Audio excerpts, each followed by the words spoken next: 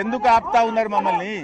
ఆపాల్సిన అవసరం ఏంది? బహిరంగ చర్చకు సవాలు విసురుతారు. చర్చకు బయలుదేరితే పోలీసులను అడ్డం పెట్టి ఆపుకుంటారా? గవర్నమెంట్ మీదే కదా. నిజంగా మీరు చిత్తశుద్ధి ఉంటే చర్చకు సిద్ధమైతే పోలీసులను పెట్టి ఎందుకు ఆపుతున్నారు మమ్మల్ని? అంటే మీరు అవినీతికి పాల్పడ్డారు. గురుకుల టెండర్లలో అవినీతి జరిగింది. గురుకుల టెండర్లలో తెలంగాణ దళిత బిడ్డలకు లిడ్ క్యాప్ కు మీరు అన్యాయం చేసిండ్రు.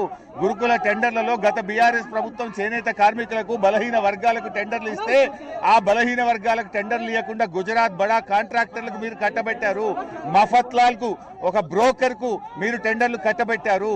కానీ బీఆర్ఎస్ ప్రభుత్వం నాడు కేసీఆర్ గారు బీసీ బిడ్డలకు చేనేత కార్మికులకు అదే విధంగా దళిత బిడ్డలకు లిడ్ క్యాప్ కు బీఆర్ఎస్ ఏమో మన బిడ్డలకు బీఆర్ఎస్ సాయం చేస్తే మీరు బ్రోకర్లకు మఫత్లాల్ కు గుజరాత్ కంపెనీలకు టెండర్లు ఇచ్చారు.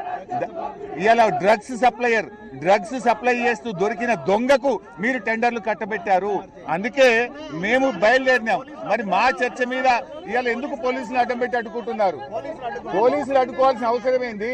ఒకవేళ మంత్రులు చర్చకు సిద్ధమే అయితే, మంత్రులు నిజంగా తప్పు చేయకపోతే చర్చకు సవాల్ విసురుడేందుకు, పోలీసులను అడ్డం పెట్టుకొని పారిపోవడేందుకు? ఇది ప్రభుత్వం పారిపోతుంది.